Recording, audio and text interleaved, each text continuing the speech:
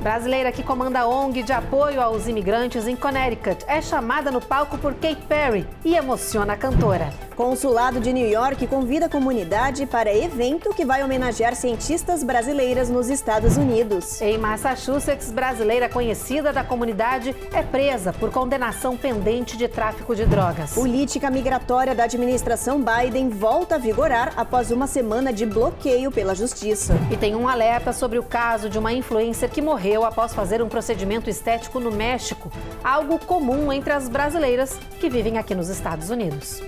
A contaminação estaria ligada a equipamentos não esterilizados ou a um tipo de morfina modificada.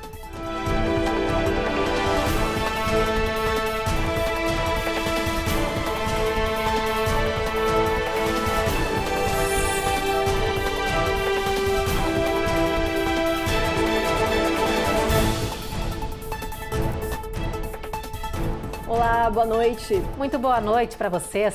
Uma brasileira que vive em Connecticut e que tem uma história de vida incrível, viveu momentos inesquecíveis ao lado da cantora Katy Perry, de quem ela e toda a sua família é muito fã. A estrela da música acabou chamando a brasileira para o palco durante uma apresentação em Las Vegas e se surpreendeu com o que ouviu da mineira, que realiza um lindo trabalho em prol da comunidade imigrante.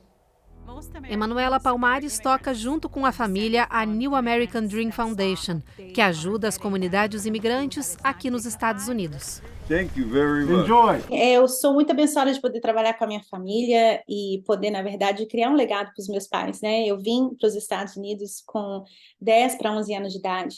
Então, eu cresci aqui vendo a luta dos meus pais de poder criar um futuro melhor para a gente. E tenho muito orgulho disso, tenho muito orgulho de ser imigrante. Demorou 17 anos para a gente poder chegar até a nossa cidadania. Então, a gente entende muito bem o que é ser indocumentado, o que é ter o green card, o que é fazer cidadania. E a gente acredita que é o nosso dever de agora passar esse conhecimento para frente e ajudar a próxima geração.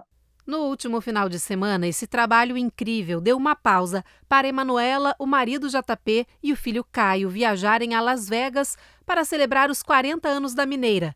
E no roteiro tinha algo que não podia faltar. O meu filho de 11 anos, que é autista e também é fã da Katy Perry, o meu esposo, eles são os meus melhores amigos. O show da Katy Perry era o show que a gente estava mais esperando para celebrar o meu aniversário. A cantora Katy Perry está com um espetáculo fixo em Las Vegas, cheio de cores e hits de sucesso.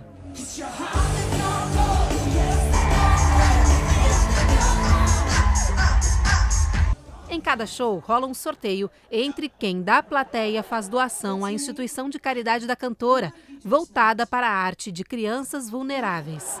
2 pessoas são aleatoriamente escolhidas para subir no palco com a cantora e participar de uma brincadeira. E na última apresentação, quem deu essa sorte foi a brasileira Emanuela. I'm from Connecticut, but I was born in Brazil. Yes, where in Brazil? Minas Gerais.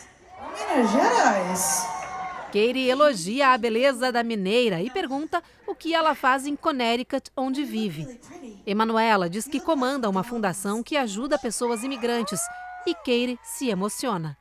I run a foundation that helps immigrants.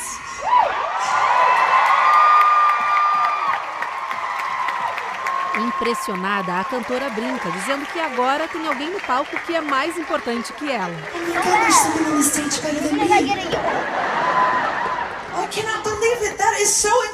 Então, Katy vê que Emanuela usa uma tala no pé e pergunta se ela pode dançar no palco. A brasileira diz que sim, mas que tem esclerose múltipla e isso pode limitar um pouco sua performance. Are you okay? What happened? I have multiple sclerosis, so the foot drop, but not the hip. Oh yeah, you still got those hips, babe. That's right, we're fighters. Can you still fight up? Na plateia, alguém grita: "Você consegue, é uma guerreira." E no palco, Katy incentiva a brasileira que vai competir com Peter. E lá vai ela, dando tudo de si e até sambando.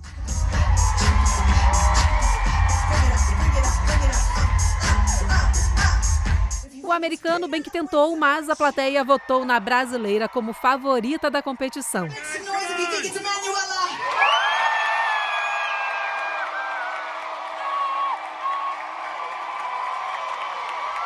Emanuela ganhou mimos da cantora e uma selfie que ela guarda com o maior carinho junto com esses momentos inesquecíveis. Ela foi super simpática, o fato de ter tirado, e ela tirou, na verdade, 3, tá? Para garantir que eu não ia sair com os olhos fechados. Então, ela aprecia isso muito bem.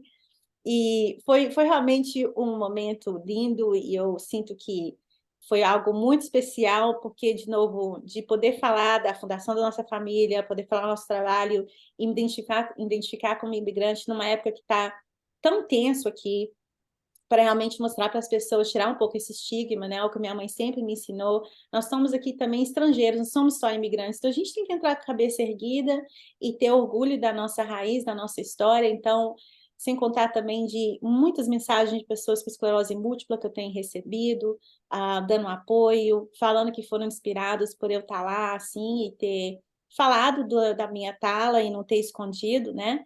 Então, tem sido uma experiência que eu vou lembrar para o resto da minha vida. Os meus 40 anos ficaram para a história. A Emanuela descobriu a esclerose múltipla há cerca de 2 anos. Nesse meio período, ela também foi diagnosticada com câncer na tireoide e venceu a doença. Batalhas que ela compartilha nas redes sociais para ajudar quem também enfrenta dificuldades nessa caminhada da vida e precisa encontrar forças. O segredo, segundo a mineira, é viver sempre com alegria. Eu acho que realmente, às vezes a gente sorrir é o melhor medicamento pra gente, né? Mas eu sei que é difícil, tem dias que realmente eu não me sinto assim. Mas, como eu disse, eu tenho que ter olhos de ver e ouvidos de ouvir as inspirações que Deus põe na minha vida, como eu disse, a minha mãe, meu filho, e tentar achar propósito em cada momento que a gente tem difícil e realmente ter a fé que tem uma razão porque a gente está passando por aquilo. Então, esse momento que a Katie mostrou para mim foi que tem uma razão, pessoas estão inspiradas pela minha história e eu só estou tentando viver minha vida a cada dia e ter gratidão, né? Então, se isso inspira as outras pessoas, se essa é uma razão da qual eu estou passando por tudo isso, então, vamos lá. É como diz a sua música favorita da cantora Katy Perry, Part of Me.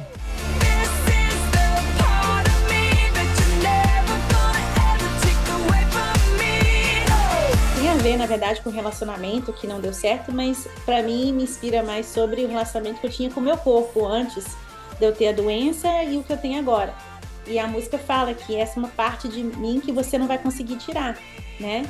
Que você pode continuar a jogar suas pedras, os seus pedaços de pau em mim, mas isso você não vai conseguir tirar. Então, a minha mãe é meu exemplo, ela também tem esclerose múltipla, né? A gente foi diagnosticada só um ano depois que ela foi diagnosticada com 37 anos de idade, eu fui diagnosticada com 38.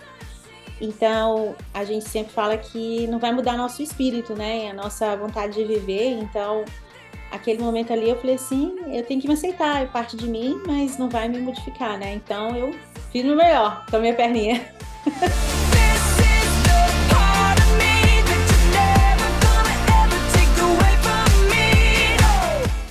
Incrível a história, que legal conhecer a Emanuela, a família dela, o projeto e também esse momento que ela passou incrível lá em Las Vegas. Olha, com certeza, e nós duas aqui a gente estava conversando, a gente já virou fã, viu, Emanuela? Com toda certeza a gente é fã sua, de toda essa sua história, toda a sua trajetória e essa organização toda que ela faz, esse trabalho para os imigrantes, né? Sensacional. É incrível, uma mulher muito guerreira, ela e toda essa família que está ajudando agora os nossos imigrantes brasileiros.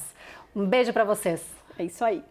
E olha, atenção, comunidade, foram abertas as inscrições para a segunda edição do Prêmio Cientista Brasileira, que é voltado para mulheres pesquisadoras que atuam nas áreas de ciências e de medicina aqui nos Estados Unidos. A premiação vai ser em Nova York, na sede do Consulado Brasileiro. A vencedora pode ganhar até $2.000. Essa iniciativa tem apoio do Grupo Mulheres do Brasil, pesquisadores universitários brasileiros, de uma ONG e do próprio Consulado do Brasil. Para concorrer ao prêmio, as candidatas precisam ter nacionalidade brasileira ou dupla cidadania, ocupar cargo de pós-doutorado ativo ou trabalhar na indústria americana, além de ser formada há 10 anos.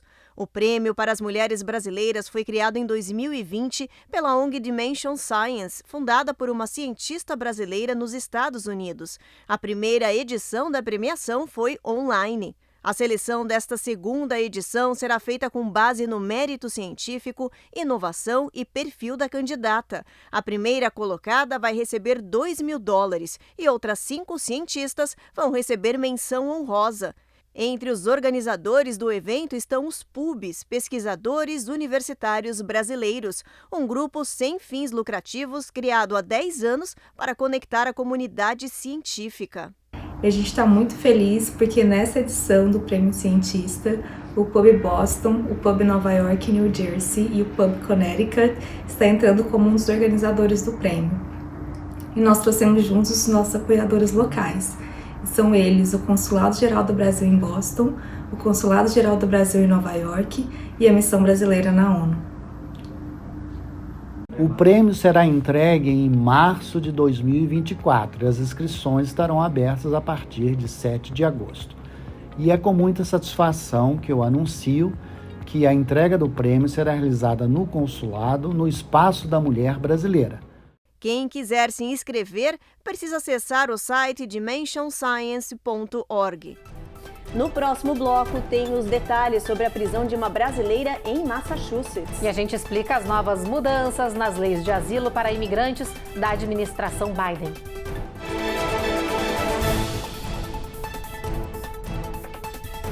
Américas no Ar. Oferecimento Rejuve Chef. Melhore agora sua qualidade de vida.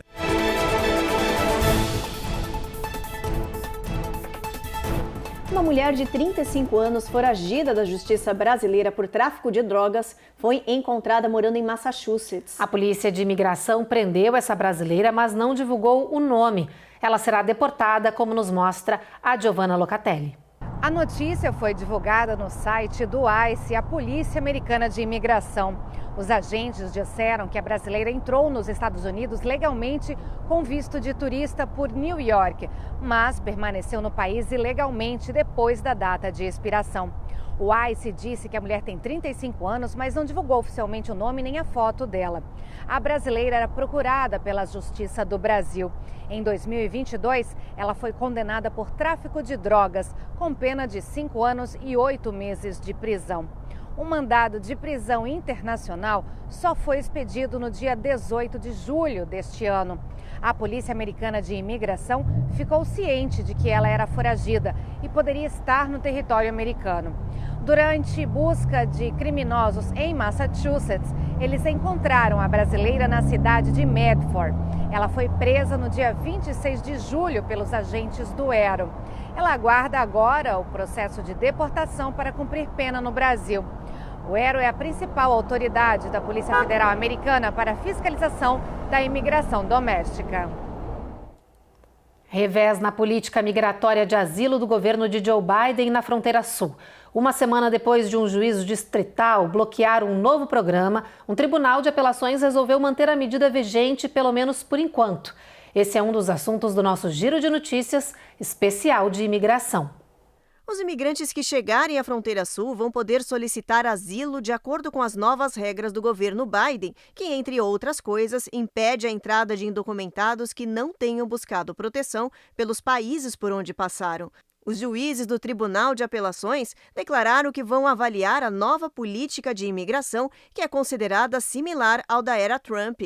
Na administração anterior, a medida foi considerada inconstitucional por expulsar imigrantes por motivos parecidos e foi bloqueada.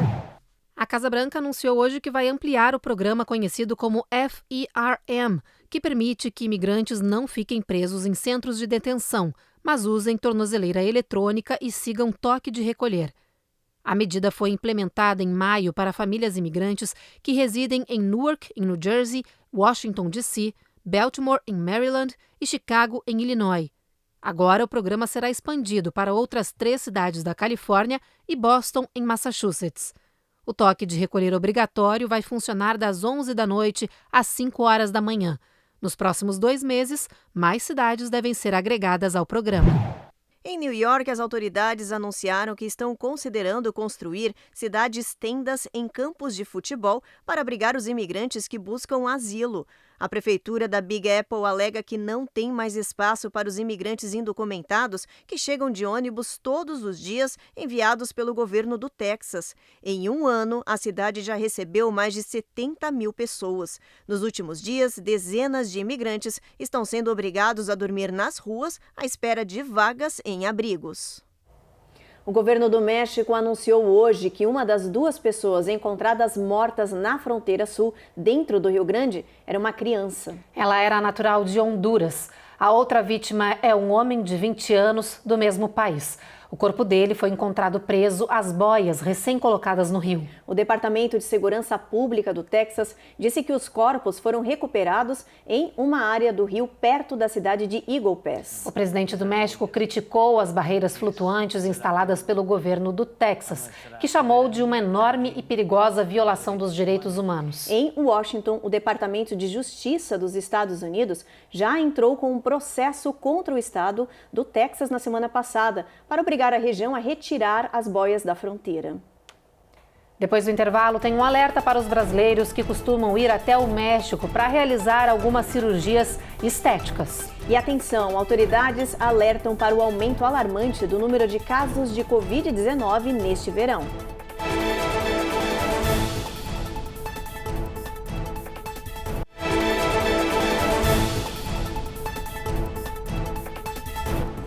Mais um caso de morte relacionada a um surto de fungos em cirurgias plásticas. Dessa vez, a vítima é uma youtuber norte-americana de 31 anos que perdeu a vida. Ela morreu no Texas 4 meses depois de colocar silicone nos seios. A Eloaura Zen mostra pra gente os riscos dessa cirurgia que é muito procurada por brasileiros no México.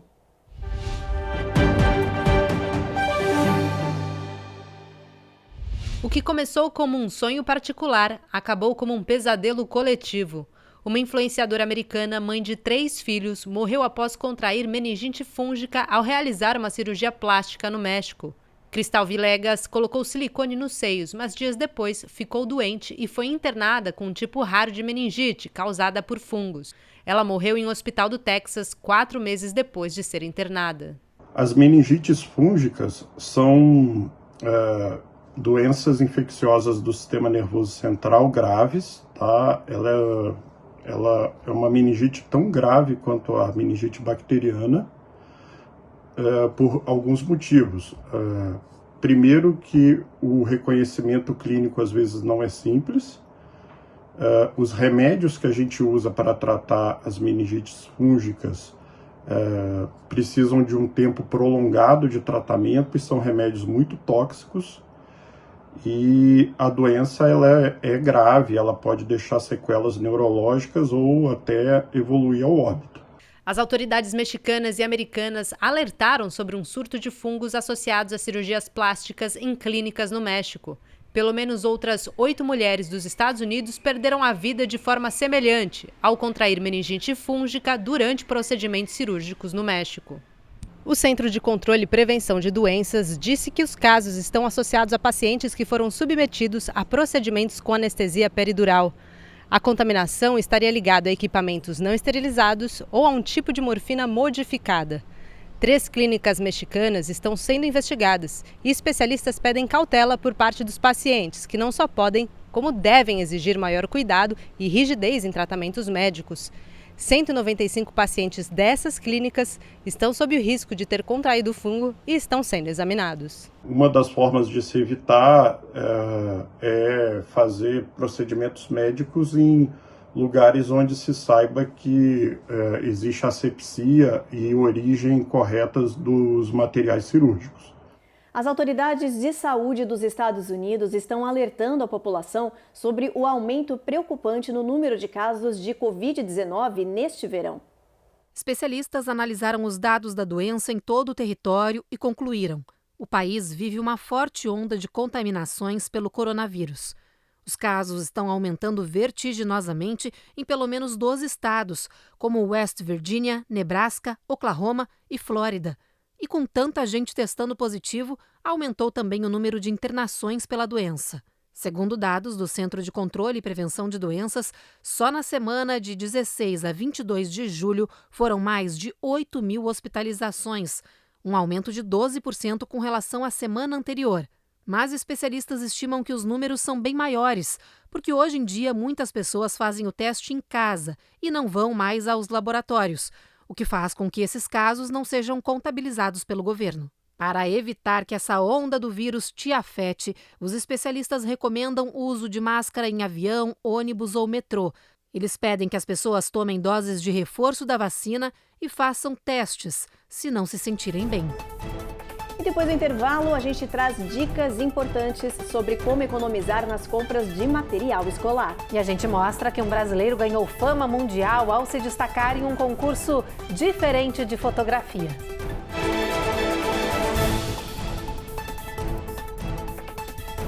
Américas no Ar.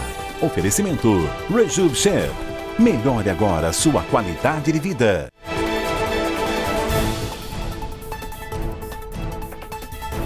Um brasileiro se destacou nesta semana em uma premiação de melhores fotos do mundo feitas com um telefone celular. O fotógrafo Adriano Mendes de Carvalho ficou em terceiro lugar na categoria Pessoas, com essa foto aí que vocês veem agora de um idoso de cabelos arrepiados. O registro foi feito na Argentina, em Buenos Aires. O primeiro colocado do concurso foi Daniel Heiling, da Alemanha, com essa imagem poderosa que recebeu o nome de Anos do Pôr do Sol. Essa foi a 16ª edição do concurso de fotografia da Apple, o maior nessa categoria do mundo. Bem legal, né? Bastante. As fotos incríveis. Parabéns para o nosso brasileiro que tirou aí um registro diferente. Bem diferente, terceiro lugar, parabéns mesmo. Incrível. Bom, vamos dar uma olhada no tempo, gente? Final de semana tá aí, semana passou voando. Vamos dar uma olhada em como é que vai ficar o clima em todo o país para esse final de semana. Olha só, em Boston o sol vai aparecer entre nuvens, como em toda essa região de Nova York e Washington, com máxima de 88 nessa parte do país. Em Atlanta, 90 de máxima, com sol entre nuvens ao longo do dia. Na Flórida vai ter de tudo, gente, previsão de pancadas ao longo do dia, sol aparece e bastante tempo nublado também em Tampa. Em Houston, no Texas, bastante sol brilhando nesse final de semana, máxima de 103. Em San Antônio, olha, um pouquinho mais calor aí, mais quente, 105 graus de máxima. El Paso sobe mais ainda, 108 sol brilhando o dia inteiro. Em Albuquerque, sol entre nuvens, máxima de 99 e mínima de 72. Phoenix, olha só, 114, batendo recorde de novo de calor. Los Angeles, sol brilhando. Las Vegas, a mesma coisa. Las Vegas, sol aí, calor intenso de 109 graus. E em São Francisco, mínima de 56, máxima de 70 e o sol tá brilhando. Até agora, a semana inteira, a gente tava dando tempo encoberto, né, Evelyn? Hoje o sol tá brilhando, vai brilhar esse final de semana lá, o dia inteiro, no sábado. Isso aí, bastante sol no nosso mapa, gostei. Final de semana solar para todo mundo. Com toda certeza. Bom, gente, agora o assunto é volta às aulas. Você já comprou material escolar dos seus filhos? Muitos pais estão reclamando dos preços altos e do orçamento que está estourando. Olha, na prática, as mamães e os papais estão gastando $250 a mais que o ano passado no valor total. A Carla Marinho mostra pra gente algumas dicas para economizar. Olha só. Ofertas, imposto zero. Parece que os deals não foram suficientes para derrubar os preços altos dos produtos de volta às aulas. Culpa da inflação, que apesar da ligeira queda, continua empurrando os índices para cima. Segundo pesquisa do Retail Minot, em 2023, as famílias americanas estão gastando em média $1.498 em materiais escolares, eletrônicos e roupas. Isso é $251 a mais do que a média de gastos do ano passado. O jeito é descobrir como economizar este ano. A psicopedagoga Lilian acumula anos de experiência em sala de aula e, como mãe, também criou as próprias estratégias para gastar menos. Reutilizo as roupas e mochilas que são possíveis, né? Então, o que eu faço com as roupas? Eu faço um rodízio de roupas. Nas escolas que não exigem uniforme, cada dia ela vai com um short, com uma blusa, que aí fica diferente, parecendo novo. As mochilas, estojos, eu coloco adesivos para customizar, que dá uma aparência bem legal, bem divertida.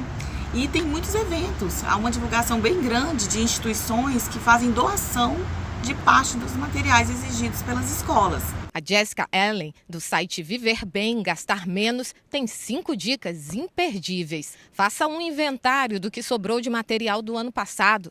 Defina um orçamento. Compre em grande quantidade e divida o custo com outros pais. Espere a euforia da volta às aulas e compre o necessário. E envolva os filhos nessas compras. A Americana explica que dar dinheiro às crianças é uma forma deles entenderem o orçamento e começarem a pensar onde e como gastar. E completa, essa é uma habilidade que vai servir para a vida. Alguns especialistas ainda indicam esperar até o início das aulas. Assim é possível checar quais produtos são realmente importantes e quais podem esperar um pouco. Você consegue ganhar mais tempo e economizar para os itens essenciais. Toda escola tem um open house, que é o dia que você vai até conhecer a professora. E lá, geralmente, ela te dá uma lista mais específica do que realmente precisa. Uma última dica valiosa para as mamães e os papais é pesquisar itens que você possa trocar, revender ou repassar para terceiros. Dessa forma, você pode conseguir produtos seminovos que vão agradar as crianças e também o seu bolso, além, é claro, de ajudar outra pessoa. Tá aí, ficam as dicas aí que a Carla postou pra gente. É importante seguir, importante, dá pra gente economizar bastante, olha, se a gente seguir essas ideias. Fica a dica pra vocês. Isso aí, porque tá todo mundo reclamando, né, gente? Tudo muito caro. Então, muito cuidado aí na hora de pesquisar os preços para comprar material da criançada.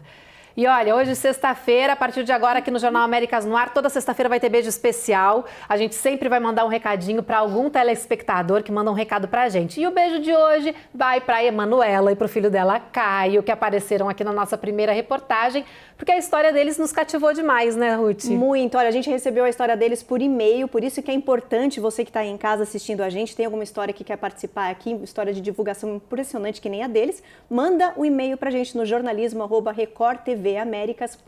Não esquece, a gente sempre olha, a gente mesmo, nós mesmas olhamos e respondemos. Manda isso pra mesmo. gente. Manda que a gente quer mais histórias lindas da nossa comunidade para contar aqui no nosso jornal. Afinal de contas, esse jornal é nosso, de todos nós, né, Ruth? Sim, e serve de inspiração para todo mundo. Olha que história maravilhosa da Emanuela, que tocou o coração nosso também. A gente não parou de falar o dia inteiro dessa história maravilhosa. Então manda e-mail pra gente com histórias incríveis. É isso aí. E o Jornal Américas no Ar de hoje termina aqui. Aproveitem bastante o final de semana que a gente volta a se encontrar de novo na segunda-feira. Você fica agora com mais um capítulo da 8ª temporada da série Reis. Boa noite. Uma boa noite para vocês.